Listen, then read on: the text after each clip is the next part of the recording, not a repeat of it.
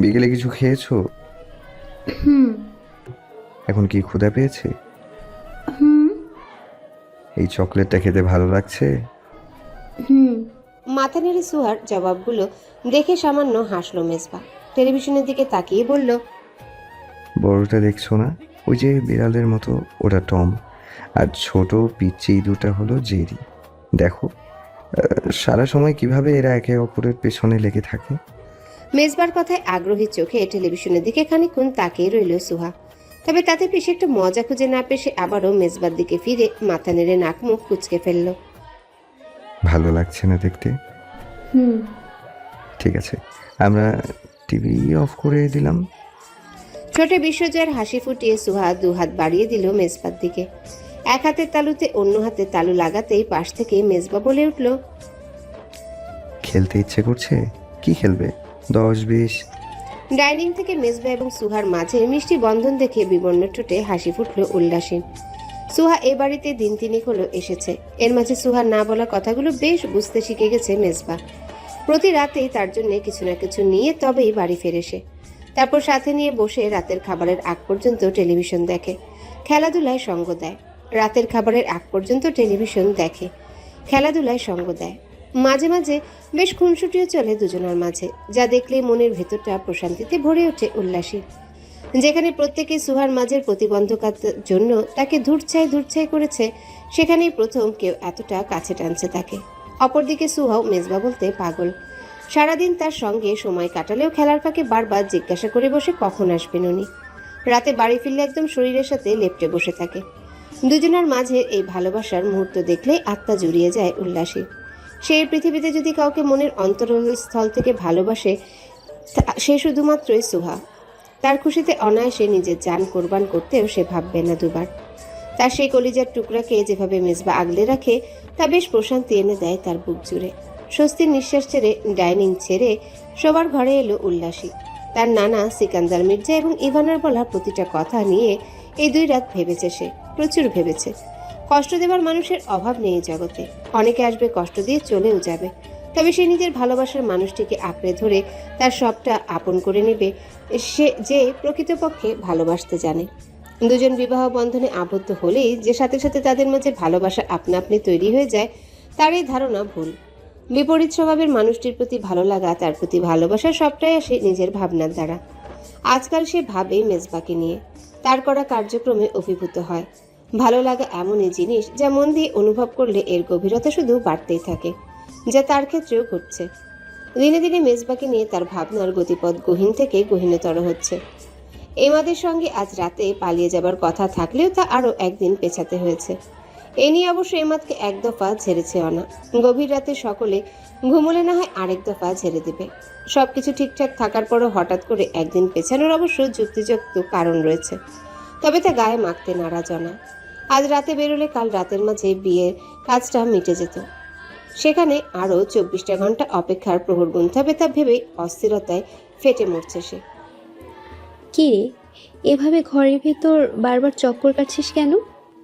চৈতালির গলার স্বর শুনতে পেয়ে নিজেকে শান্ত করল অনা। লম্বা একটা নিঃশ্বাস ছেড়ে বিছানায় বসতে বসতে বলল, তুমি এত রাতে হঠাৎ? ভালো লাগছিল না, তাই চলে এলাম। মাকে বলে এসেছি আজ তোর সঙ্গেই ঘুমাবো। কপাল কুঁচকে ফেলল অনা। ভাগ্যিস পালানোর দিনে একদিন পেছানো হয়েছে, নয়তো আজ 12টা বেজে যেত তার। দেখি সর, শুতে দে। অনা সরে বসতে বিছানায় শরীর মেলে দিল চৈতালি। উদাস দৃষ্টিতে ফ্যানের দিকে চেয়ে বলল, মুবিন ভাই আবার কবে আসবে রে? জানি না, কেন বলো তো? এমনি। আচ্ছা শোন, তুই একদিন আমায় বলেছিলি আমায় নাকি কি গিফট দিবি, তা কবে দিবি? দীর্ঘশ্বাস ফেলল অনা। চৈতালি এবং মুবিনের ব্যাপারে তার বাবা আলাউদ্দিন শেখকে ইনিয়ে বিনিয়ে কিছু একটা বলে তাদের 4 হাত এক করে দেওয়ার ব্যবস্থার কথা ভেবেছিল অনা। তবে সেসবে এখন সে গুড়ে বালি। কালই বাবার মন থেকে উঠে যাবে সে। সেখানে 4 হাত এক তো দূরের কথা, চোখ মুখ ছোট হয়ে এলো অনার। হতাশ গলায় সে বলল, সেটা আর দেয়া হবে বলে মনে হয় না। ঠিক আছে। ঠোঁটে হাসি ফুটিয়ে কোলবালিশ জড়িয়ে ধরল চৈতালি। ধীর গলায় বলল, কি? ও তাহলে আর কার কাছে পড়বি? জানি না, তবে ওই টাকলাকে আমার আর সহ্য হচ্ছে না। ম্লান হাসলো অনা। চৈতালিকে রাগাতে তার দিকে ফিরে আরাম করে বসে বলল, কেন, উনি কি খারাপ? চেহারা সুন্দর, কলেজের টিচার, শুধু মাথায় একটু চুল কম। তুই ওরই সাফাই গাচ্ছিস কেন? তোর এত ভালো লাগলে তুই প্রেম কর। আমাকে প্রেম নিবেদন করলে আমিই করতাম, তোকে তখন বলতে হতো না। নাক সিটকে চৈতালি বলল, ছি, তোর পছন্দ এত খারাপ? খারাপ আবার কি? সবুজ স্যারের মতো দ্বিতীয় কাউকে পুরো কলেজে পাওয়া যাবে খুঁজে? অনার কথায় পিঠে চৈতালি কোলবালিশ দিয়ে তার শরীরে আঘাত করতে চেঁচিয়ে উঠল অনা। ইস, মারলে কেন? ব্যথা পেলাম না। হ্যাঁ, তোমার তো তুলোর শরীর, ধরলেই ব্যথায় অস্থির হয়ে পড়ে। এই, তুই স্বামীর আদর কিভাবে সহ্য করবি তা ভেবে ভেবে আমি পাগল হয়ে যাই। ছি, বাজে কথা বলিস না তো। বাজে কথা? এটা বাজে কথা? তাহলে লজ্জায় তোর মুখ লাল হয়ে গেছে কেন? একদণ্ড থম মেরে বসে উঠে দাঁড়ালো অনা। পাশ থেকে বালিশ তুলে তা নিয়ে চৈতালিকে মারতে মারতে বলল, চিতই পিঠা, আজ তোরে আমি খাইছি। খাবারের পাট চুকেছে অনেকক্ষণ। সুহাও ঘুমিয়ে পড়েছে এর মাঝে। খুব সাবধানে তার পাশ থেকে উঠে পড়ল উল্লাসী। আলমারি খুলে লাল রঙের একটা জর্জেট শাড়ি বের করে তার সময় নিয়ে গায়ে জড়িয়ে নিজেকে দেখে নিল আয়নায়।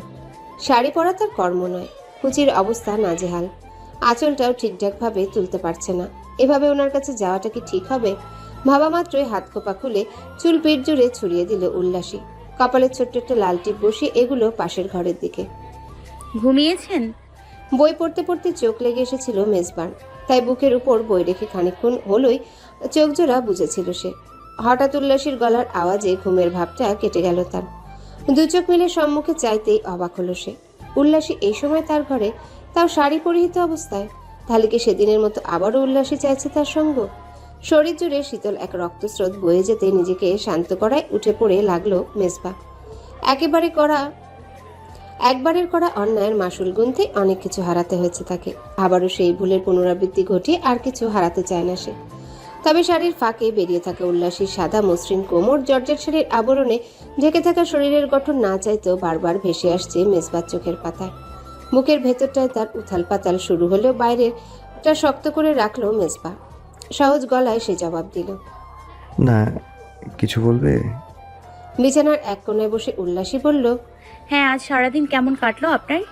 বিস্ময়ের শেখরে পৌঁছে গেল মেজবা। যে মেয়ে কিছুদিন যাবৎ তার সঙ্গে ঠিকভাবে কথাই বলছিল না, তার আজ কি হলো? সে আজ নিজে থেকে তাকে সে প্রশ্ন করছে, তাও অস্বাভাবিক প্রশ্ন, যা আজীবনেও তাকে কেউ করেছে কিনা তাতেই সন্দেহ। বিস্ময়ভাব মুখে ফুটিয়ে মেজবা জবাব দিল, কেটেছে ভালোই। কি কি করলেন আজ সারাদিনে? অনেক কিছুই করেছি। ও, অজস্র ইতস্তত এসে জড়িয়ে ধরতে চুপসে পড়ল উল্লাসী।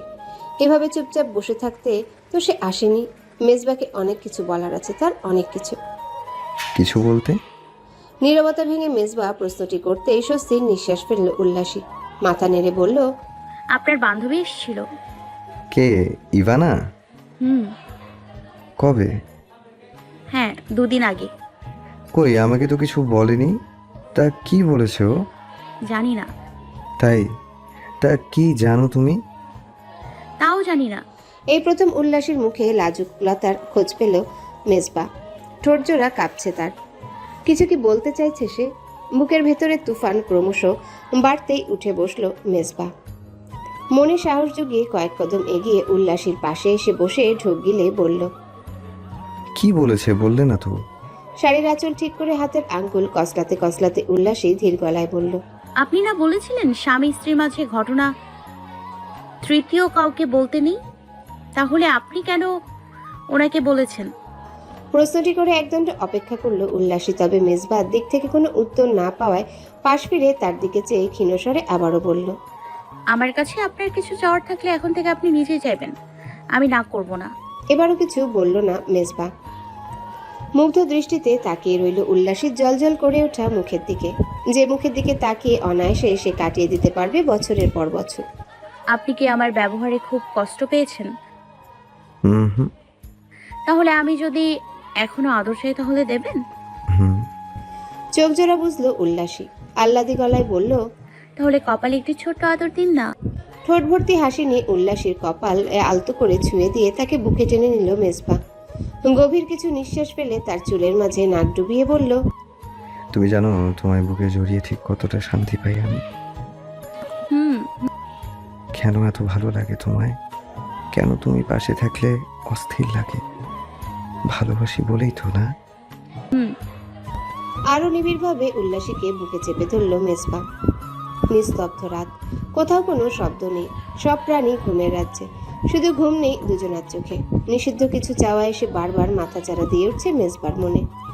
সকল বারণ ভেঙে ডুব দিতে ইচ্ছে করছে উল্লাসীর গহীনে। বেশ কিছুক্ষণ সময় নিয়ে নীরবে বসে থাকার পর উল্লাসীর শরীর বিছানায় আলতোভাবে রেখে উঠে দাঁড়ালো মেজবা। ধীর পায়ে দরজার দিকে এগুতে শোয়া অবস্থায় উল্লাসী বলে উঠল, কোথায় যাচ্ছেন? দরজাটা চাপিয়ে দিয়ে আসি। ও ঘরে তো সোহা আছে, ও ভয় পাবে। এই জন্যই তো বলছিলাম। লাগাতে হবে না, লাইট অফ করে দিয়ে আসুন। ঘরের আলো নিভিয়ে বিছানার কাছে এসে দাঁড়ালো মেজবা। চিন্তিত মুখে তাকালো আবছা আলোয় ভেসে ওঠা উল্লাসীর শরীরের দিকে। আবারও একই ভুল করে বসছে না তো সে? তবে মনের ভেতরে চলা তুফানের কাছে এ বাধা হার মেনে নিজের শরীরের ভর উল্লাসীর উপর ছেড়ে দিল মেজবা। তার কানের কাছে ঠোঁট নিয়ে ফিসফিসিয়ে বলল, শাড়িতে মারাত্মক লাগছে। পুরো শরীর শীতল হয়ে এলো উল্লাসীর। চোখ জোড়া বুঝে সে সজোরে কিছু নিঃশ্বাস ছেড়ে বলল, আপনার জন্য পড়েছি। তাই? হুম। আমার জন্য তো তাহলে খুলতেও বারণ নেই? ইস, মোটেও না। না? জানি না। লজ্জায় চোখ মুখ লাল হয়ে উঠতেই দু চোখ বুঝলো উল্লাসী। হাত জোড়া দিয়ে মেজবার গলা আঁকড়ে ধরতে সে বলল, আঁকাবো কি? হুম। কাল সকালে উঠে আবারও জেদ করবে না তো? তবে আস্তে, ব্যথা পেলে কিন্তু কেঁদে দিব। দুষ্টু হাসির রেখা ঠোঁটে ফুটিয়ে উল্লাসীর কানে সামান্য দাঁত বসিয়ে গলায় নেমে এলো মেজবা। একের পর এক এলোপাথারি চুমুর বন্যা বইয়ে দিতে কাপা গলায় উল্লাসী বলে উঠল। মাথা উঠিয়ে উল্লাসীর কথা শুনে মৃদু হাসলো মেজবা। মাতাল চোখে শাড়ির আঁচল সরিয়ে মুখ ডোবাতেই শরীর অবশ্য এলো উল্লাসীর। এক নিমিষে তার মনের সকল জল্পনা কল্পনা ভয় কেটে সেখানে প্রবেশ করলো একরাশ ভালো লাগা, যা তাকে ধীরে ধীরে পৌঁছে দিল নামহীন এক সুখের রাজ্যে। সকালের তীক্ষ্ণ রোদের সঙ্গে জানালার পর্দা লুকোচুরি খেলা শেষে নীরবে ঘরে রোদ প্রবেশ করতেই ঘুম ভেঙে গেল উল্লাসীর। আড়মোড়া ভেঙে ঘুমে আচ্ছন্ন চোখ জোড়া মেলতেই মেজবার ঘুমন্ত মুখ সামনে এলো তার। দু হাতের মাঝে আষ্টে পৃষ্ঠে তাকে জড়িয়ে বেশ আয়েসেই নিদ্রায় নিদ্রিত রয়েছেন তিনি। কি নিষ্পাপ লাগছে তাকে দেখতে। কে বলবে কাল পুরো রাত এই নিষ্পাপ লোকটি কিভাবে জ্বালিয়ে মেরেছে তাকে। ঘুমের জন্য প্রস্তুতি নিতে গিয়েও তার কার্যকলাপের মুখে পড়ে বারবার অজানা এক সুখের রাজ্যে ভেসে গেছে। পর্যাপ্ত সময় নিয়ে মুগ্ধ দৃষ্টিতে মেজবার দিকে তাকিয়ে থাকার পর তার মাথার দিকে হাত বাড়ালো উল্লাসী। চুলে হাত ডুবিয়ে বিলি কাটতে শুরু করতেই নড়ে চড়ে উঠল মেজবা। মাথার অবস্থান পরিবর্তন করে তা গুজে দিল উল্লাসীর বুকে। সুপ্ত গলায় বলল, কখন উঠলে? এই তো মাত্র। ঘুম হয়েছে? জানি না। ঠোঁটের কোণায় হাসি ফুটল মেজবার। মুখ উঠিয়ে উল্লাসীর দিকে চেয়ে বলল, তা কি জানেন আপনি? জানি না। এভাবে তাকাবেন না, কেন, লজ্জা পান? মোটেও না। দেখে ছাড়ুন। ছাড়াছাড়ির কারবার কি না টানলেই নয়? না, ছাড়ুন। ছাড়বো তো অবশ্যই, গোসলের পাট তো চুকাতে হবে। ভ্রুকুচকে উল্লাসী বলল, কিসের গোসল? আপনি তো বলেছিলেন এখানে থাকা অবধি আমার সকালে গোসলের দরকার নেই। এখন থেকে দরকার। কেন এখন দরকার কেন? এসব বোঝাতে পারবো না। প্রতি সকালে দুজন একসাথে গোসল সারবো, ব্যাস কথা শেষ। ছি, এত বাজে কথা কেন বলেন আপনি? মোটেও না, আমি একদম আপনার সাথে গোসল করব না। করবে না? না না, ছাড়ুন ছাড়ুন না। উল্লাসীর ছটফটানি কমাতে তার গলায় মুখ ডুবালো মেজবা। সময় নিয়ে একের পর এক চুমুতে ভরিয়ে দিয়ে ঠোঁটের দিকে এগুতেই তার নজর গেল উল্লাসীর পেছনের দিকে। গুটিসুটি মেরে উল্লাসীর পাশে শুয়ে চোখ জোড়া প্রশস্ত করে তাদের দিকে তাকিয়ে রয়েছে সুহা। কিন্তু সুহা এ ঘরে এলো কখন?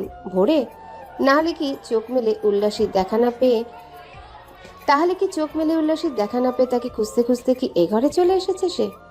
অজস্র অস্বস্তি নিয়ে উল্লাসীকে ছেড়ে উঠে পড়ল মেজবা। এমন বিশ্রী পরিস্থিতিতে আগেও মৌমির সামনে পড়েছিল তারা, তবে তখন আদরের ডোজ কম থাকলে আজ তার সীমা না ছাড়িয়েছে। কি হলো? উল্লাসীর প্রশ্নের জবাবে ঢোক গিলে মেজবা বলল, সুহা। কি সোহা? সোহার কিছু হয়েছে? না, পেছনে তাকাও। মেজবার কথায় পেছন ঘুরতে সুহাকে দেখে চোখ মুখ সংকুচিত হয়ে এলো উল্লাসীর। বোনের কপালে হাত বুলিয়ে ক্ষীণস্বরে বলল, তুই কখন এলি? ভয় পেয়েছিলি? আমি আপনাকে বারবার বলেছি সোহা একা আছে, ওর কাছে যাই, আপনি যেতেই দিলেন না। ইস, কলিজার টুকরাটা আমার। ভয় পেয়েছিলি রে? লম্বা একটা দম ছেড়ে বিছানা ছেড়ে নেমে পড়ল মেজবা। পা বাড়ালো ওয়াশরুমের দিকে।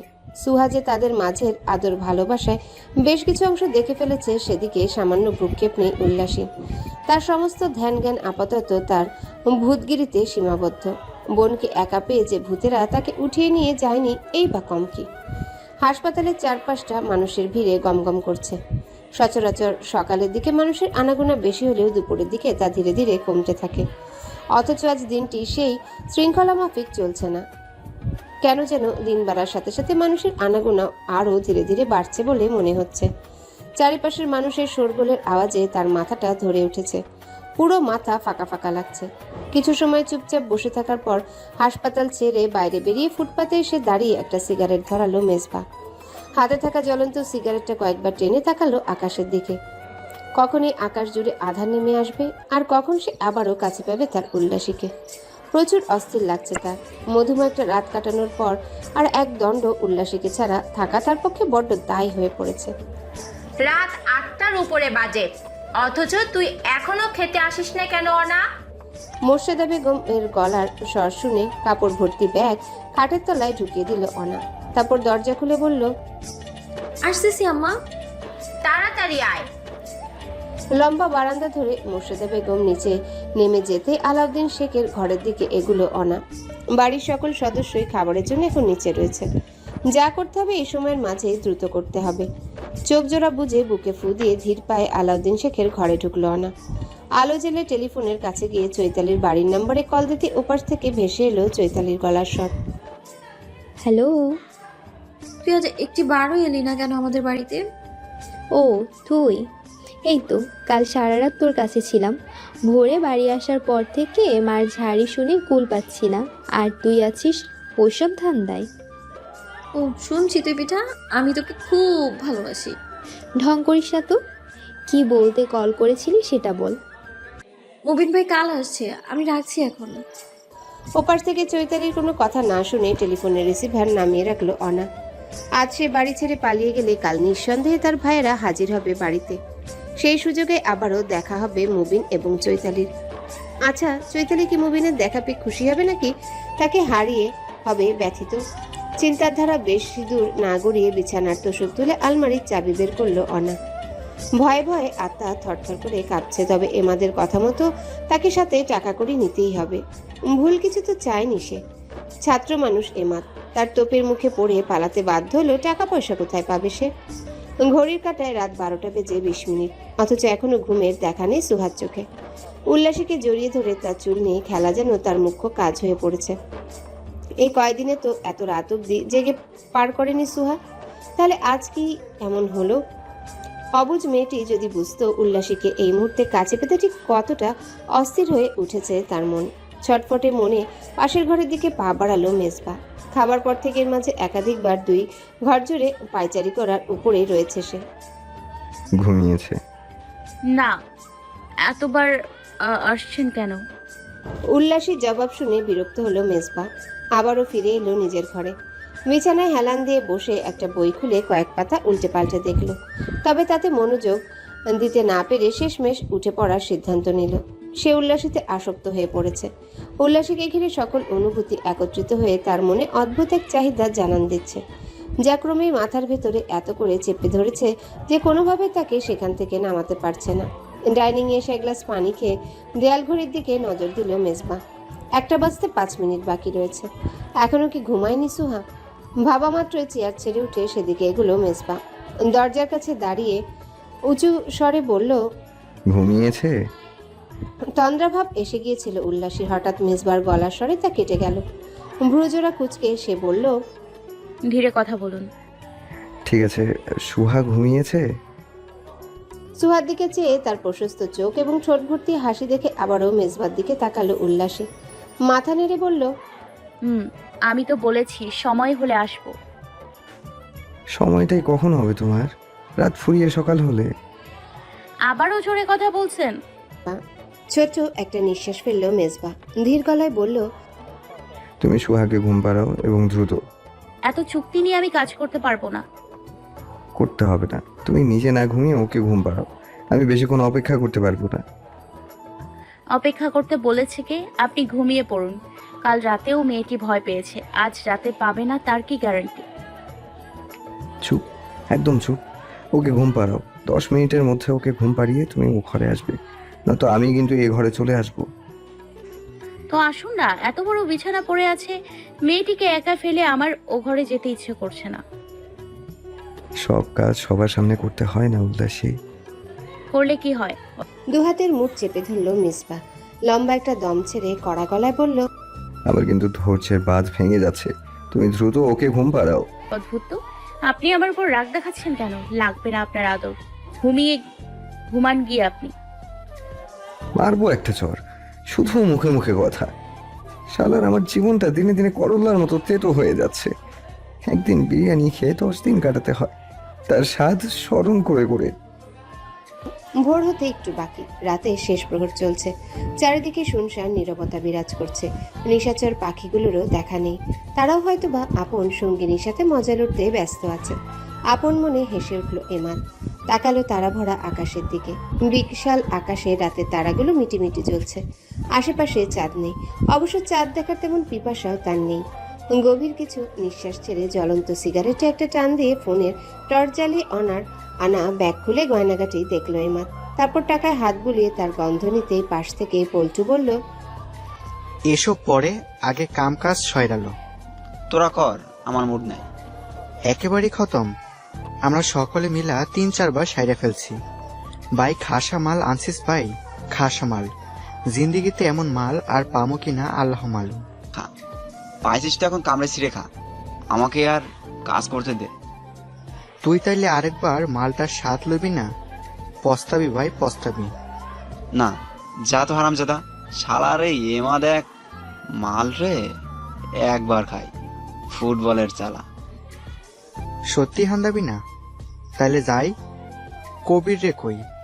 ওই বেটা এমনিতেই মাল খায়া টাল হয়ে গেছে। যারে ইচ্ছা বল, তাড়াতাড়ি কর। ভোর হবার আগেই আনারে সরিয়ে ফেলতে হবে কিন্তু।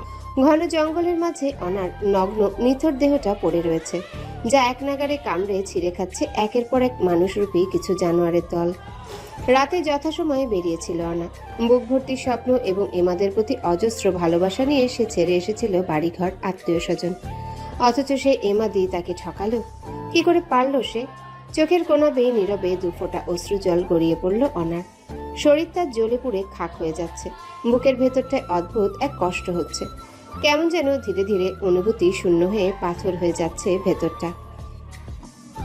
কি দরকার ছিল শুধু শুধু পালানোর? তোকে আমি কতবার না করার পরও কোনো কথা শুনলি না তুই। খুব শখ পালানোর, খুব শখ না?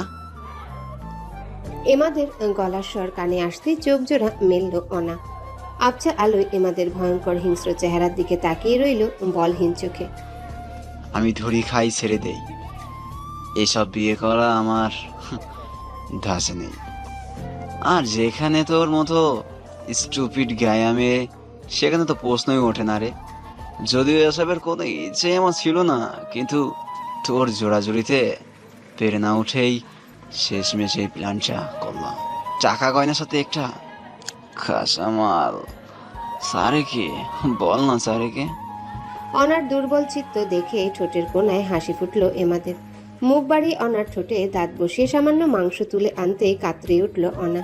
মুখে হাসি ফুটিয়ে নিজের রক্তমাখা ঠোঁট কামড়ে হাতের জ্বলন্ত সিগারেট অনার জনিপথের কাছে আনলো এমান। ক্ষীণস্বরে বলল, আমি ছেলে ভালো, তবে তোর মতো খেয়ে দে মালদের কাছে আমি শয়তান। আমি নাকি ইবলিশ ফেমিল? কিরে, আমি কি সত্যি ইবলিশ ফেমিল?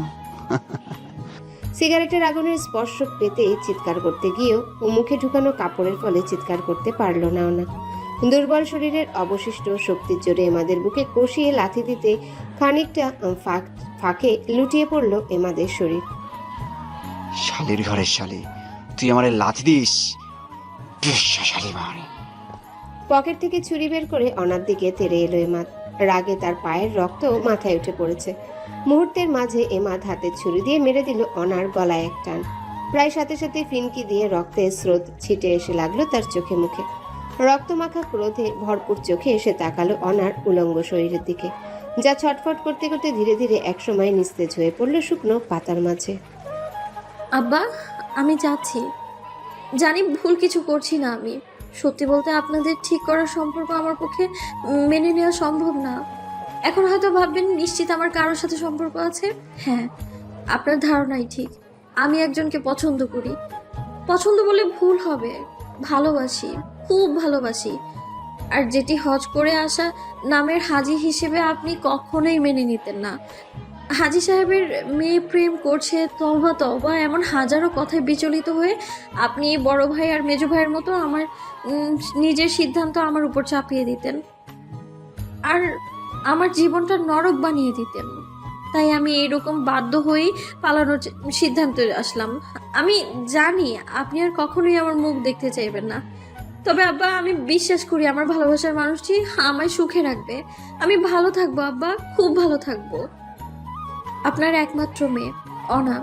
কিছু টাকা আর আমার জন্য আপনার জমিয়ে রাখা গয়নাগুলো আমি আমার সাথেই নিয়ে যাচ্ছি। আমার মাফ করে দেবেন আব্বা। অনার চিঠি হাতে খানিকক্ষণ থম মেরে বসে রইলেন আনাউদ্দিন শেখ। তারপর লোক দিয়ে খবর পাঠিয়ে ডেকে আনালো চৈতালিকে। চেয়ারের হাতলে দুটো গুঁতো মেরে গম্ভীর গলায় বললেন, অনা কার সাথে পালাইছে? মানে অনা পালিয়েছে মানে? তামাশা না কইরা ভালোই ভালো সবটা খুইলা কও। চাচা, আমি সত্যি কিছু বুঝতে পারছি না। আলাউদ্দিন শেখ অনার ফেলে যাওয়া চিঠি চৈতালির দিকে বাড়িয়ে ধরতে তা হাতে নিল চৈতালি। সময় নিয়ে পুরোটা পড়ে চুপচাপ দাঁড়িয়ে রইল। এই স্তব্ধতা তার কোনোভাবেই কাটছে না। অনা আর প্রেম কিভাবে সম্ভব? তাকে তো এ ব্যাপারে কিছুই জানায়নি সে। আমার মাইয়া কোনহানে আছে, কার সাথে পালাইছে সবটা খুইলা কও, নয়তো ওর পরিণত ভয়ঙ্কর হইব কইয়া দিলাম। আলাউদ্দিন শেখের কথায় দু কদম পিছিয়ে পড়ল চৈতালি। চোখে মুখে এসে জড়ো করলো একরাশ আতঙ্ক। ঢোক চেপে ভাঙা গলায় কোনো মতে বলল, বিশ্বাস করেন চাচা, আমি কিচ্ছু জানি না। অনা এ ব্যাপার আমারে কিচ্ছু জানায়নি। এটা বিশ্বাস করবার কও। এটা পরশুরাতেও তুমি ওর লগে ছিলা, কেন ছিলা জানি না, মনে করছো তুমি ওরে প্ল্যান কইরাই ভাগাইছো? কোন কুত্তার বাচ্চার লগে ভাগাইছো সেইটা কও। চাচা, সত্যি আমি কিছু জানি না। আমি জানলে কি ওকে থামাতাম না? বিশ্বাস করেন, ও আমাকে কিছুই বলেনি। উদ্বিগ্ন হলেন আলাউদ্দিন শেখ। চৈতালিকার কিছুই না বলে উঠে পড়লেন চেয়ার ছেড়ে। আপাতত তাকে ঠান্ডা মাথায় কাজ করতে হবে, নতুবা এসব পাড়ায় জানাজানি হয়ে গেলে বড্ড বিপদে পড়তে হবে তাদের। দোতলায় উঠে এসে আলাউদ্দিন শেখ নিজের ঘরে খানিকক্ষণ পায়চারি করার পর কল করলেন মেজবার নাম্বারে। তার এই বিপদে আপাতত 3 ছেলেকেই তার পাশে দরকার, যাদের মুখের দিকে তাকিয়ে দুর্বল শরীরে বল খুঁজে পান তিনি। পরন্ত বিকেলে তীব্র রোদে পুরো শরীর ঘেমে শার্ট ভিজে উঠেছে মেজবার। অসহ্য লাগছে এই সময়টা। আচ্ছা, পরন্ত বিকেলে রোদও কি এতটাই তীব্র হয় নাকি? কঠিন এক সত্যের মুখোমুখি দাঁড়িয়ে সে হাঁপিয়ে উঠছে। পারছে না লড়তে সেই নির্মম সত্যির সঙ্গে। কপালের ঘাম মুছে মর্গলেখা ঘরটির সামনে এসে দাঁড়ালো মেজবা। তার পাশে জড়সড় হয়ে দাঁড়িয়ে হাতের নখ কামড়ে যাচ্ছে মুবিন। গ্রামে এসে পৌঁছানোই তাদের অনেক সময় হয়ে এসেছে। সকালে বাবার ফোন পেয়ে অনার পালানোর খবর শুনে আর একদণ্ড দেরি করেনি মেজবা। উল্লাসী এবং সুহাকে সঙ্গে নিয়ে তাড়াহুড়ো করে বেরিয়ে পড়েছিল গ্রামের উদ্দেশ্যে। দীর্ঘ পথ যাত্রার পর বাড়ি এসে পৌঁছে বেশ আলোচনার পর থানায় একটা মিসিং কমপ্লেন করার সিদ্ধান্তে উপনীত হতে পেরেছিল সকলে মিলে। তার প্রায় কিছুক্ষণ পরে সে মুবিনকে সাথে নিয়ে চলে এসেছিল থানায়। তবে থানায় আসার পর পাশের গ্রামের গ্যাংরেপের কপলে পড়া এক মেয়ের গলা কাটা লাশ উদ্ধারের কথা শুনে গলা শুকিয়ে এসেছিল 2 ভাইয়ের। কিন্তু শেষমেশ পুলিশের কথা মতো তাদের অনিচ্ছা থাকা সত্ত্বেও আসতে হয়েছে গ্রামের সরকারি হাসপাতালে। অনা তো পালিয়েছে, অনা এখানে থাকতে পারে না। মুবিনের কথা শুনে তার দিকে ঘাড় ক্ষীণ স্বরে বলল, হ্যাঁ, তাহলে আমরা এখানে কেন আসলাম? আমার একদম ভালো লাগছে না। মেজো ভাই, চলো আমরা বাড়ি ফিরে যাই। যাব। ওরা যেহেতু বলেছে একটাবার দেখেই যাই। অনা পালিয়েছে, এই মেয়ে অনা কখনোই হতে পারে না। কথা বাড়ালো না মেজবা, চুপচাপ দাঁড়িয়ে রইল মর্গের সামনে। মুবিনের কথাটাই যেন ঠিক হয় তা সেও মনে প্রাণে চাইছে। তবে পুলিশের আশঙ্কা মতে এই মেয়েটি যে অনা। আসুন। ফর্সা চিমচাম বর্ণের রোগা পাতলা একটা ছেলের ইশারা পেয়ে তার পিছু পিছু মর্গের ভেতর ঢুকতেই বুকের ভেতরটা হু হু করে উঠল মেজবার। বড়সড় এই ঘরটি বেশ শীতল। দুপাশের দেয়ালে বেশ কিছু ফ্রিজারে ঠাসা, মাঝে কিছু স্ট্রেচার, যাতে সাদা কাপড়ে মুড়িয়ে প্রাণহীন কিছু দেহ রাখা। আশেপাশে থেকে নজর সরিয়ে চোখ জোড়া বুঝে লম্বা একটা শ্বাস ছেড়ে পেছনে ফিরল মেজবা। চোখের পলক ফেলে মুবিনকে আশ্বস্ত করে এগুলো কয়েক কদম। তাড়াতাড়ি দেখবেন, আমার ডিউটি শেষ। তবুও আপনাদের জন্য আমার এখনো হাসপাতালে থাকা লাগতেছে। একটু আগে আসতে পারেন নাই? গোয়ার গুয়ায় গুণা আসলে আপনাদের হাগা বাড়ায় না। খানিকক্ষণ আগে রোগা পাতলা ছেলেটিকে দেখে মেজবার মনে মায়া কাজ করলেও তার মুখে এমন কথা শুনে মেজাজ খারাপ হলো তার। কড়া কিছু কথা শোনানোর জন্য মুখ খোলার ইচ্ছা থাকলেও স্ট্রেচারে রাখা নিষ্প্রাণ দেহটির মুখ থেকে কাপড় সরাতে সেদিকে নজর গেল মেজবার। সাথে সাথেই তার বুকের ভেতরটা মুচড়ে উঠল। রক্তমাখা ছিন্ন বিচ্ছিন্ন মুখের দিকে তাকিয়ে চোখ ফিরিয়ে নিল মেজবা। খানিক দূরে দাঁড়িয়ে থাকা মুবিনের দিকে চেয়ে ডুকরে কেঁদে উঠল সে। পুরো হাজি বাড়ি জুড়ে নেমে এসেছে শোকের ছায়া। বাড়ির ছোট মেয়ে অনা খুন হয়েছে। একদল মানুষ তাকে ধর্ষণ করে গলা কেটে ফেলে রেখে গিয়েছিল ঘন জঙ্গলের মাঝে, যা সকালে গ্রামবাসীর চোখে পড়ায় তা পুলিশের নির্দেশে মর্গে রাখার পর মেজবা এবং মুবিন মিলে নিয়ে এসেছে বাড়িতে। মৃতদেহটি এনে রাখা হয়েছে উঠোনের মাঝ বরাবর। অল্প সময় হলো লাশ আনায় লোকজনের উপস্থিতিও খুব কম। লাশের পাশেই একদল মাদ্রাসার ছাত্ররা জড়ো হয়েছে দোয়া দুরুদ পড়ার কাজে।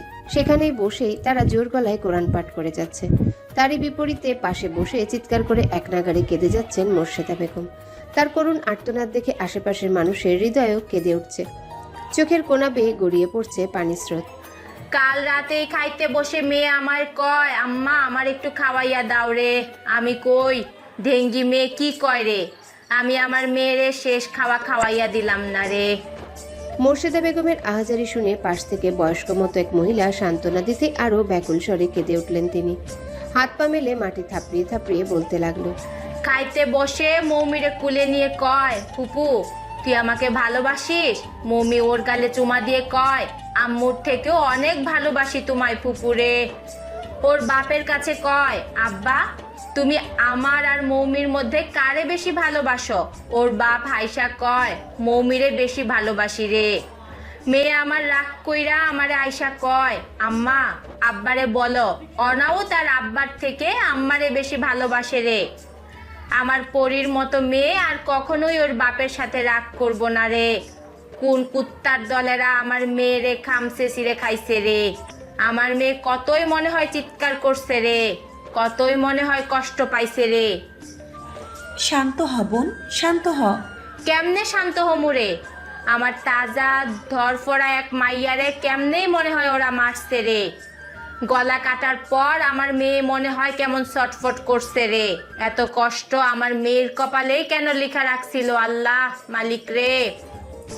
আল্লাহ যা করে ভালোর জন্যই করে, একটু ধৈর্য ধর বোন।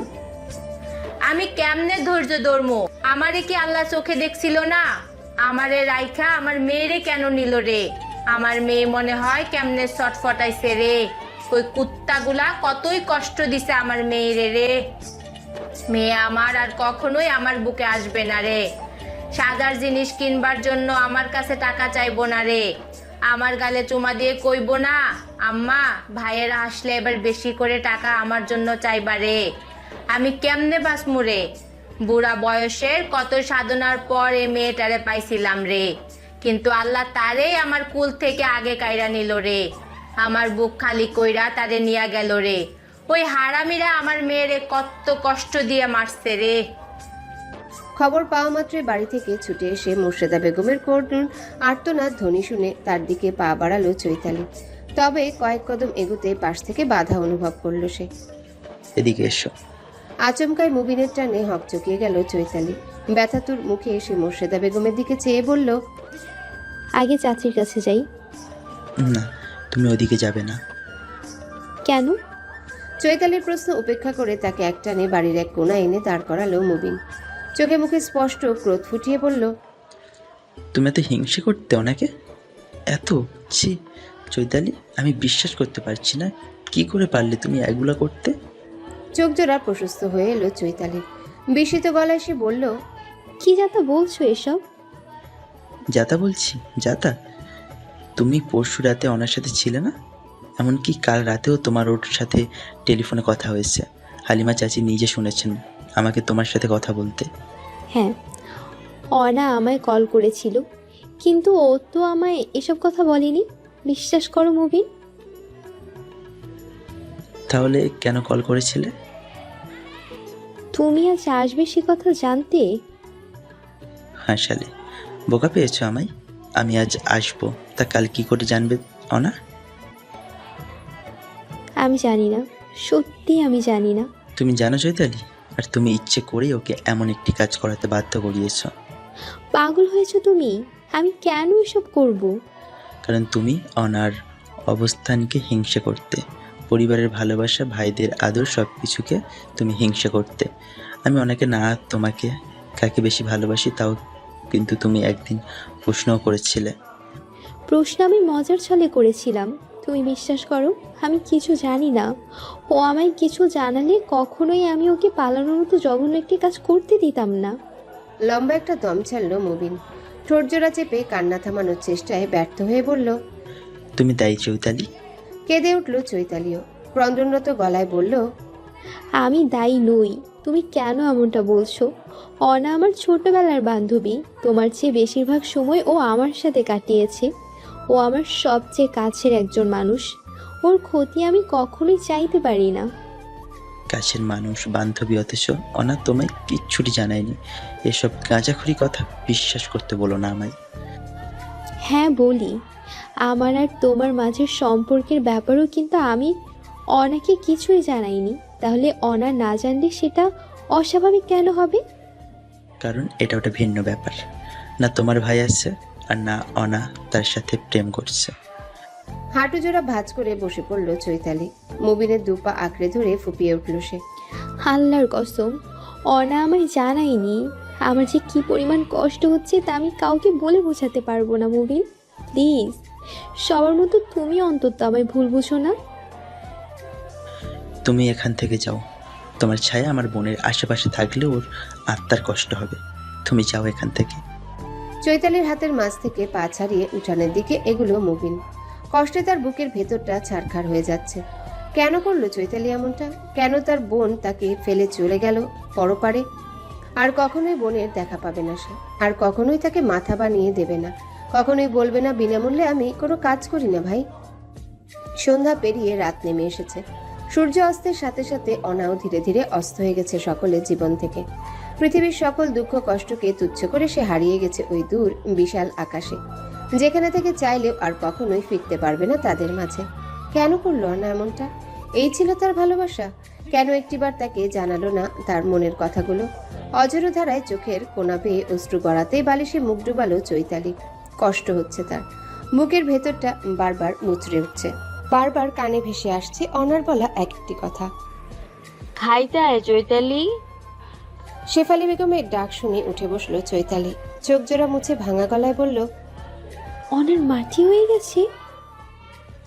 হইছে, তোর আব্বা জানাজা করে মাত্রই আইলো। ও। কষ্টগুলো দলা পেকে গলায় এসে আটকে গেল চৈতালির।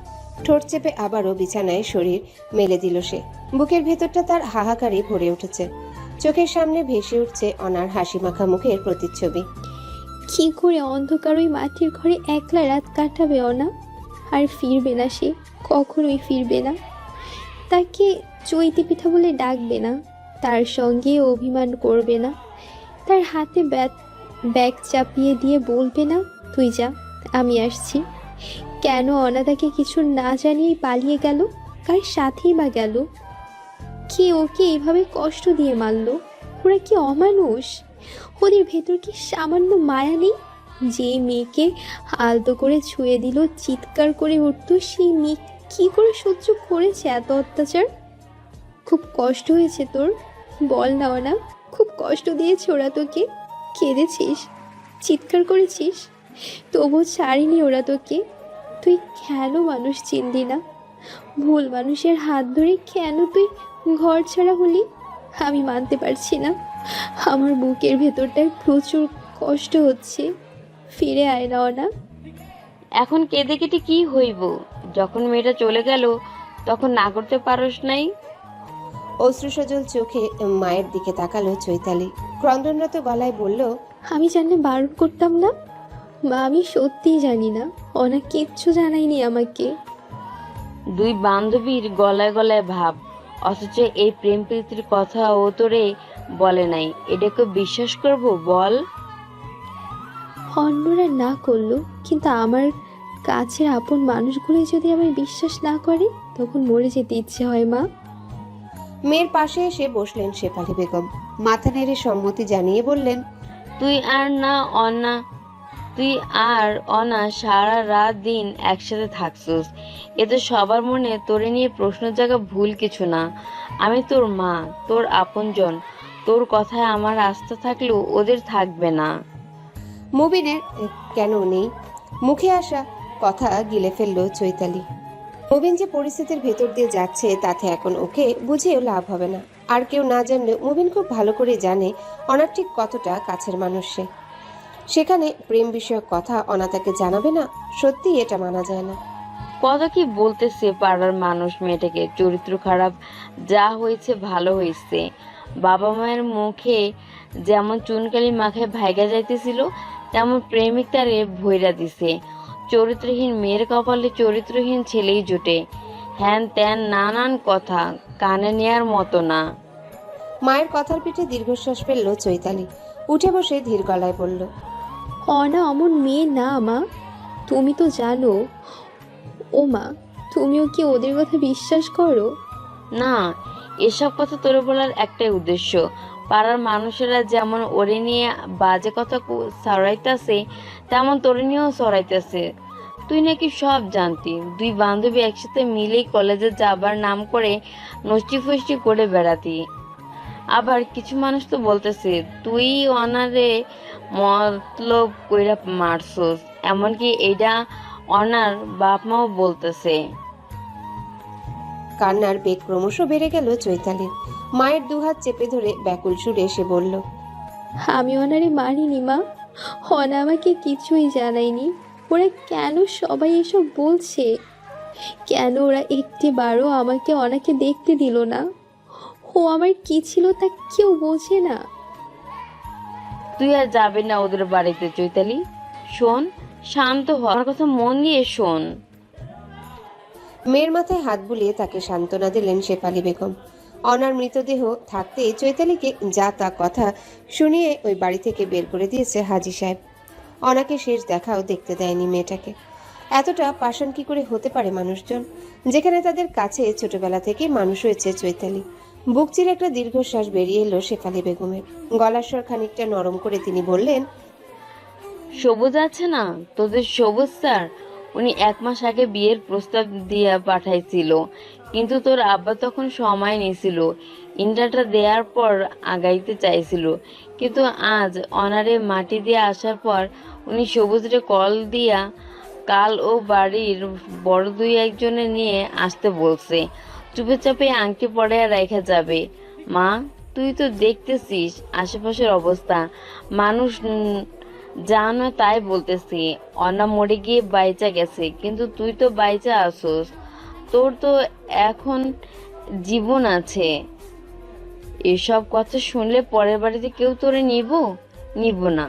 তাছাড়া সবুজ ছেলে খারাপ না, আচার ব্যবহার নাকি খুব ভালো, টাকা পয়সাও আছে। মাথায় যেন আকাশ ভেঙে পড়ল চৈতালির। বিস্ময় নিয়ে মায়ের দিকে চাইতেই সে আবারও বলে উঠল, যুগ জামানা তো দেখলাম। অনার সাথে ঘয়টা যাওয়া ঘটনা সবার মনেই আঘাত করেছে। এই ঘটনার পর তোর আব্বাও তোরে আবার বিশ্বাস করতে পারতেছে না। ওনার মনে একটাই ভয়, তুই আবার এমন কিছু ঘটাবি না তো? তার মেয়েকেও অনার মতো হারাতে হবে না তো তার? তাই বলি বিয়ে, এটা কোনো কথা? কেন, তোর তো মত নেই? না, কখনোই না। আমি ওনাকে মরে গেলেও বিয়ে করব না। পাগল হয়েছো তোমরা? মেয়ের গলার স্বর ক্রমেই উঁচু হচ্ছে দেখে বিছানা ছেড়ে উঠে পড়লেন শেফালি বেগম। দরজার দিকে এগুতে এগুতে বললেন, আমিও সব জানি না, তোর মত না থাকলে তোর আব্বারে তুই বল, তাও ভাইকে যাইস না। অর্ণারও তো দেখলি, ওর থেকেও যদি শিক্ষা না নিতে পারোস তাইলে এটা আমার লালন পালনের দোষ, খাইতে আয়। শেফালি বেগম বেরিয়ে যেতে উঁচু স্বরে কেঁদে উঠল চৈতালি। এসব কি হচ্ছে তার সাথে? আব্বা, সে কি ওর কথা শুনবে? তাছাড়া কি বলেই বা বিয়ের প্রস্তাব প্রত্যাখ্যান করবে সে? মুবিনের কথা বলে, যে মুবিন তার চেহারাও দেখতে চায় না। বিছানার চাদর খামচে নিজের কাছে নিয়ে এলো চৈতালি। বালিশ ছুঁড়ে ফেললো মেঝেতে। দুই হাঁটুর মাঝে মাথা গুজে দাঁতে দাঁত চেপে অঝরে কাঁদতে লাগলো। না, তুই কেন করলি এমনটা আমার সাথে? কেন তুই এভাবে সকলের চোখে আমাকে দোষী বানিয়ে চলে গেলি? এখন কি করব আমি অনা? একটা উপায় অন্তত বলে দে আমায়।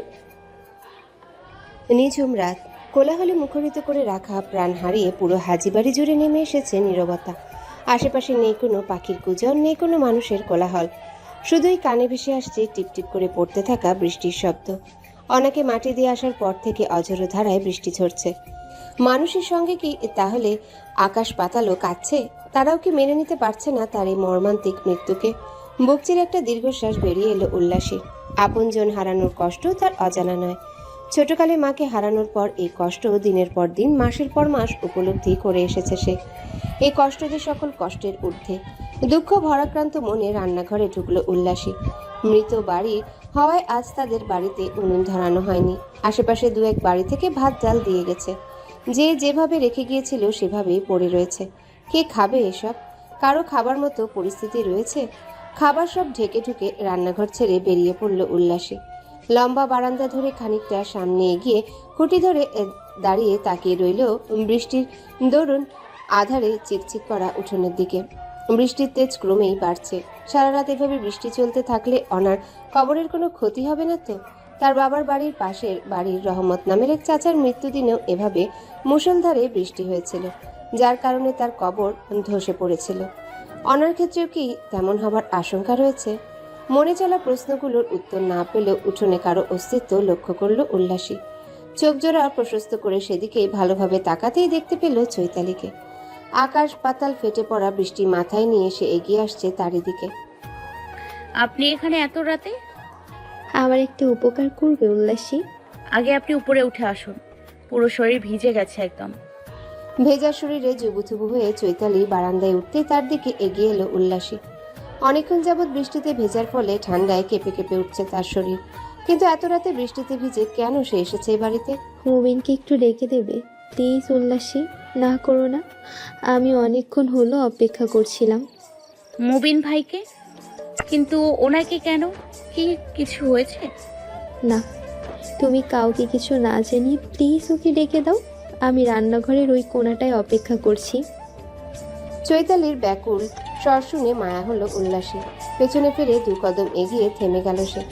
পাশ ফিরে ক্ষীণ গলায় বলল, আপনি অনা আপাকে পালাতে নিষেধ করেননি কেন? আমি কিছু জানতাম না উল্লাসী, অনা আমাকে জানায়নি। কথা বাড়ালো না উল্লাসী। দোতলায় উঠে মুবিনের খোঁজে তার ঘরে ঢুকলেও তার দেখা না পেয়ে সে এগুলো দক্ষিণের একদম কোণার ঘরটার দিকে। ঘরটা অনার। বড়সড় সেই ঘরের মালিকের স্থান আজ 3.5 হাত মাটির ঘরে। জগতের কত অদ্ভুত নিয়ম না! দুনিয়ার জীবনে যত বড় ঘরই হোক না কেন, কবরের পরিমাপ নির্দিষ্ট। 3 ভাই নীরব হয়ে বসে রয়েছে অনার বিছানায়। কারো মুখে কোনো কথা নেই। নীরবতা ঘিরে ধরেছে তাদের। অজস্র স্মৃতিরা এসে বুকের ভেতরটায় তুফান তুলে দিয়েছে। এই তুফানের গভীরতা যতই তীব্র হোক না কেন, এর কোনো ধ্বনি নেই। নিঃশব্দে যে তুফান উথাল পাতাল করে দিচ্ছে মনের অন্তঃস্থল। মুবিন ভাই, একটু আসবেন?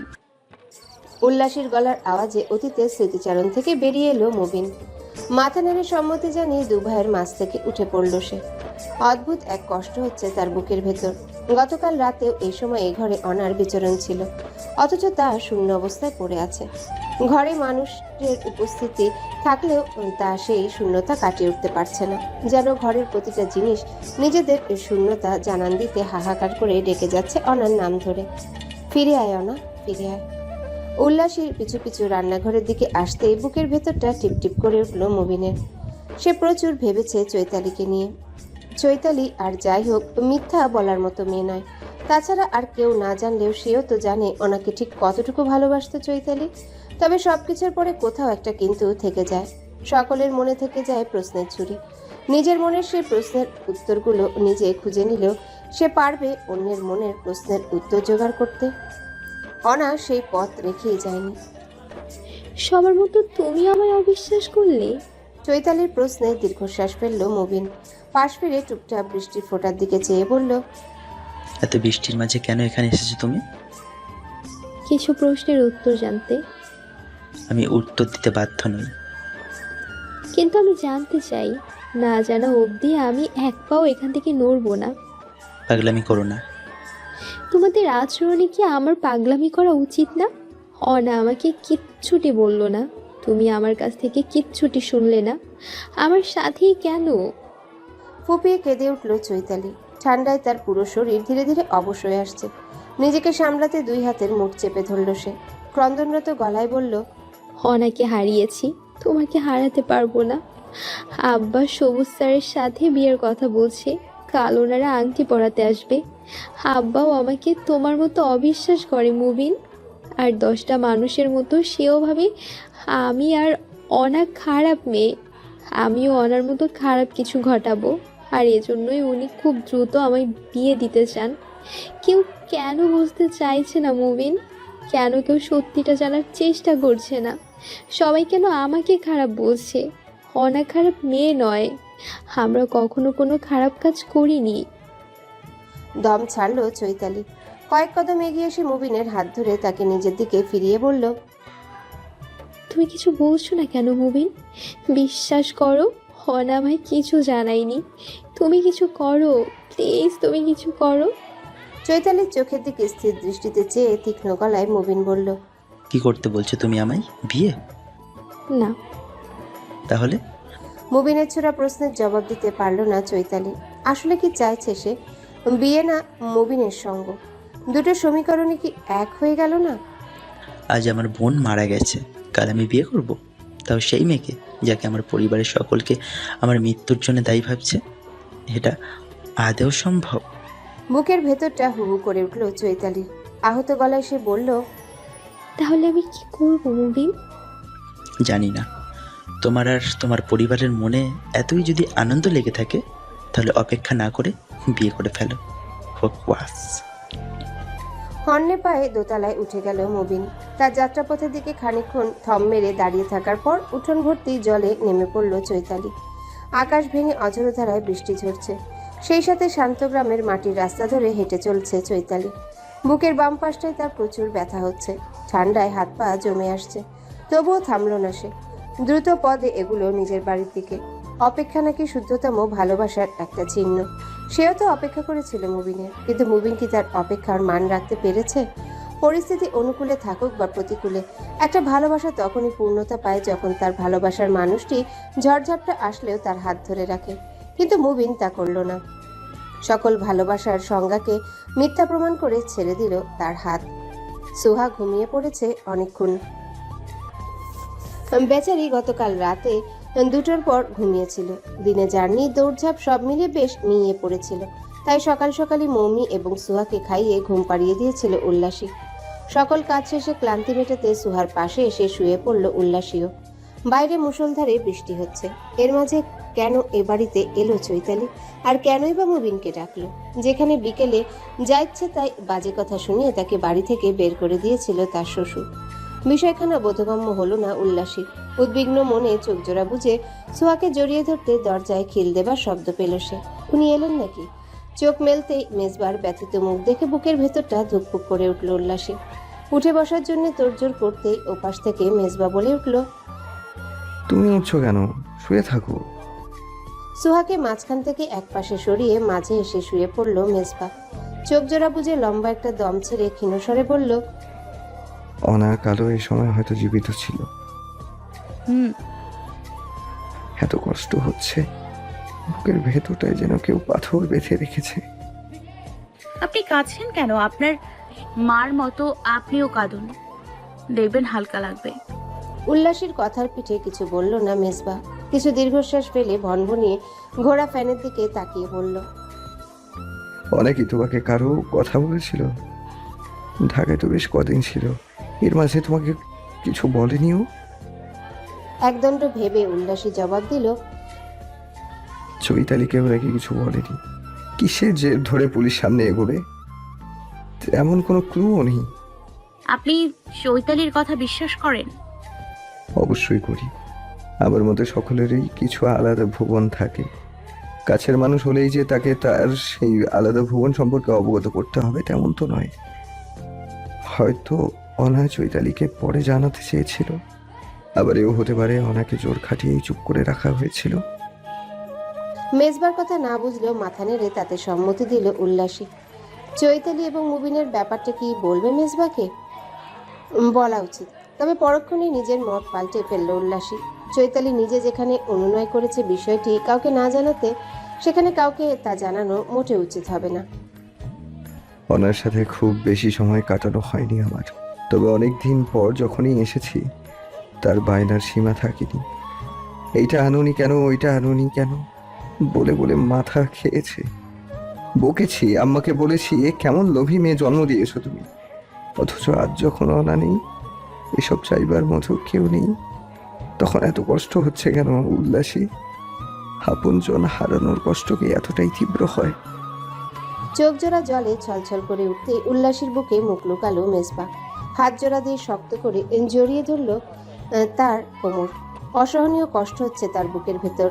উপরওয়ালা কেন প্রিয়জনকে কেড়ে নেয় তাদের আপনজনদের জীবন থেকে? লাল টকটকে কাতান শাড়ি, পেটা সোনার হার, মাঝারি আকারের একজোড়া সোনার চুড়ি সামনে নিয়ে নীরবে বসে রয়েছে চৈতালি। তাকে আংটি পরাতে আসা দুজন বয়স্ক লোকের পরামর্শে আজ কালেমা পরিয়ে রাখা হবে। পরবর্তীতে বউ উঠিয়ে নেওয়ার সময় কাবিন করে নেবে। এতে যেমন বেশি ঝইঝামেলা হবে না, তেমন স্বামী স্ত্রীর সম্পর্ক নিরাপদে থাকবে। নয়তো আজকালকার যুগের ছেলেপেলেদের যেমন বাজে স্বভাব, তাতে দেখা যাবে কাবিন কালেমার আগেই পেট বাঁধিয়ে বসেছে। তখন সমাজে মুখ দেখানো দায়ী হয়ে পড়বে, নানান মুখে নানান কথা বলবে। দরকার কি তাদের সেই সুযোগ দেবার? এর চেয়ে কালেমা পড়ানো থাক, তারপর পেট বাঁধাক আর ডজনখানেক বাচ্চা পয়দা করুক, মান সম্মান তো যাবে না। দীর্ঘশ্বাস ফেলে বিছানা ছেড়ে উঠে বেশ যত্ন সহকারে শাড়ি পরে সাজগোজ করলো চৈতালি। সময় নিয়ে ঠোঁটে লিপস্টিক, কপালে টিপ করে কোমর সমান চুলগুলো খুলে দিল সে। কেউ কথা রাখেনি। অনা বলেছিল তার বিয়েতে ছোট থেকে বড় সব কাজ এক হাতে করবে সে। হাতে মেহেদি পরিয়ে দিবে, নিজ হাতে তাকে সাজিয়ে দেবে। মুবিন বলেছিল তার লাল টুকটুকে বউকে বিয়ে সাজে প্রথম দেখবে সেই। বারণ করেছিল তার আশা অবধি কপালে টিপখানা না পড়ার। বউ সাজে তাকে দেখে টিপখানা কপালে পরিয়ে চুমু দিয়ে নিজের বুকে আঁকড়ে নেবে সে। কিন্তু কই আজ তারা? তার হাতে তো মেহেদি নেই, বিয়ের সাজও একাই সাজলো সে। না তার আশেপাশে কোথাও মুবিনের অস্তিত্ব আছে, আর না তার কপাল খালি। তারা তো তাদের দেয়া কথা রাখেনি। কেন মিথ্যা আশ্বাস দিয়েছিল না? কেন মিথ্যা স্বপ্ন দেখেছিল মুবিন? দুজনাই তার সঙ্গে প্রতারণা করেছে, দুজনাই প্রতারক। জল ভরা চোখে নিজেকে আরেকবার আয়নায় দেখে নিল চৈতালি। তারপর খুবই সন্তর্পণে বেরিয়ে এলো বাড়ি ছেড়ে। এত সহজে ছাড়বে না সে মুবিনকে। মুবিন তাকে স্বপ্ন দেখতে শিখিয়েছে, ভালোবাসতে শিখিয়েছে। আজ মুবিন অনার মৃত্যুর দোহাই দিয়ে পিছু হটতে পারে না। 5 বছর নিজের মন প্রাণ দিয়ে ভালোবাসার শেষ পরিণতি কখনোই কষ্টের হতে পারে না, সে হতেই দেবে না। সুখের সময় দ্রুত ফুরিয়ে গেলেও দুঃখের সময় এগোয় ধীরে ধীরে। অনার মৃত্যুর একদিন পেরিয়ে গেলেও মনে হচ্ছে কত যুগ যুগান্তর পেরিয়ে গেছে অনাকে হারানোর। হারানো জিনিসটা সর্বসময় দুঃখকর কেন হতে হবে? কিছু হারিয়ে কি জীবনে সুখের সন্ধান পাওয়া যায় না? বুক চিরে একটা দীর্ঘশ্বাস বেরিয়ে এলো মুবিনের। চোখে তার অজস্র ঘুম। কাল সারা রাত 2 চোখের পাতা এক করতে পারেনি সে। অজস্র হিংস্র পাখি টুকরে টুকরে খেয়েছে তার বুকের ভেতরটা। বারবার চোখ জোড়া ভিজে উঠেছে। পুরুষদের কাঁদতে নেই, তবে আধারে কাদার বারণও নেই। পাশ ফিরে শুয়ে লম্বা একটা দম ছেড়ে চোখ জোড়া বুঝলো মুবিন। ভর এই দুপুরে ঘুমের দেখা পাওয়া অসম্ভব, তবে আজকাল অসম্ভব জিনিসগুলোই খুব ভাবে আঁকড়ে ধরছে তাকে। আমি চলে এসেছি। আচমকা কানে চৈতালির স্বর ভেসে আসলেও তা আমলে নিল না মুবিন। কোলবালিশ চেপে গভীর ঘুমের তোড়জোড় করতে আবারও তার কানে এলো চৈতালির আওয়াজ। আমি যাব না, তুমি আমাকে না চাইলেও আমি যাব না। শোনা মাত্রই হুড়পুড়িয়ে উঠে বসলো মুবিন। চৈতালির দিকে তাকিয়ে রইল ড্যাপ ড্যাপ চোখে। লাল টকটকে একটা শাড়ি পরেছে সে। কোমর সমান চুলগুলো খুলে ছড়িয়ে দিয়েছে পিঠময়। ঠোঁট ভর্তি করে লাগিয়েছে টকটকে লাল লিপস্টিক। চোখে এঁকেছে গাঢ় কাজলের রেখা। তবে তার চাওয়ার মতো কপালটা রেখেছে খালি, যেমনটি সে দেখতে চেয়েছিল বধূবেশে তার চৈতালিকে। বুকের ভেতরটা হু হু করে উঠতেই নিজেকে সামলে নিল মুবিন। দ্রুত পায়ে দরজার কাছে গিয়ে বারান্দায় নজর দিল। তবে আশপাশটায় কোথাও কাউকে দেখতে না পেয়ে স্বস্তির সঙ্গে দরজা বন্ধ করে সে এগিয়ে এলো চৈতালির দিকে। তুমি এভাবে হুটহাট আসবে না চৈতালি। আর কখনোই আসবো না, আজই শেষ। এখন থেকে এই ঘরই হবে আমার বাসস্থল। কপাল কুঁচকে ফেলল মুবিন। ধীর গলায় বলল, পাগলামো করো না। আমি পাগলামো করছি না। বাড়ি ফিরে যাও চৈতালি। ফিরে যাব বলে তো আসিনি। কিন্তু তোমার যেতে হবে। আমি যাব না। তুমি যাবে না, আমি কখনোই যাব না। প্লিজ চৈতালি, পাগলামো না করে বোঝার চেষ্টা করো। আমি পারবো না তোমাকে নিজের সঙ্গে জড়াতে। তাহলে কথা দিয়েছিলে কেন আমায়? স্বপ্ন দেখিয়েছিল কেন আমায়? ছোট্ট সে চৈতালি কখন তোমার দৃষ্টিতে নিজেকে আবদ্ধ করে ফেলেছিল তা সে নিজেও বোঝেনি, কিন্তু তুমি তাকে বুঝিয়েছিলে। কেন বুঝিয়েছিলে? আজ এই কথা বলার জন্য? মানুষের মন নিয়ে খেলার জন্য? সে কথা জবাব না দিয়ে শক্ত গলায় মুবিন বলল, কেঁদো না, কাঁদার মতো কিছু হয়নি। ও তাই তো, কাঁদবো কেন? আজ আমার বিয়ে, খুশির দিন, কাঁদবো কেন আমি? কলিজার টান অনুভব করলো মুবিন। তার চৈতালি আজ থেকে অন্য কারো সম্পদ হয়ে যাবে। এমনটা হবার তো কথা ছিল না, তবে হচ্ছে, কারণ জগৎ সংসার চলে তার নিজস্ব গতিতে। তোমাকে আমি ঠিক কতটা ভালোবাসি, কিভাবে ভালোবাসি জানি না, তবে এটুকু জানি তোমাকে ছাড়া আমি এক পাও চলতে পারবো না। আজ যদি আমাকে এ বাড়িতে থেকে বেরিয়ে যেতেই হয় তাহলে শুধু চৈতালির দেহটাই বেরোবে, তার মনটা নয়। তুমি ফিরে যাও। আমি যাবো না মুবিন, একটা বার বিশ্বাস করো, আমাকে অনেক কিচ্ছুটি জানায়নি। কেন তোমরা বিশ্বাস করছো না? কারণ এখানে বিশ্বাস করার মতো কোনো অপশান নেই।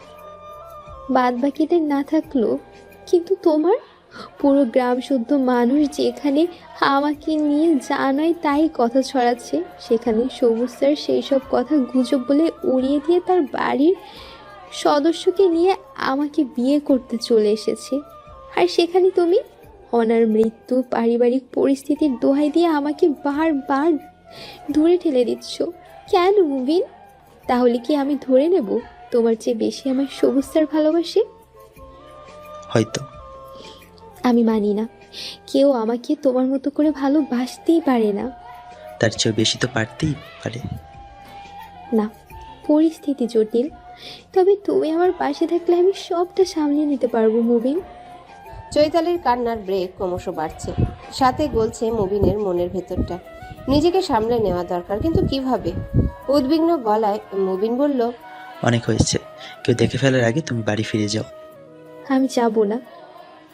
তুমি যাবে? তুমি এখন তোমার বাড়িতে ফিরে গিয়ে সবুজকে বিয়ে না করলে আমার মরা মুখ দেখবে। বুকের ভেতরটা কেঁপে উঠল চৈতালির। চোখ ভর্তি জল নিয়ে অবাক চোখে মুবিনের দিকে তাকাতেই সে বলল,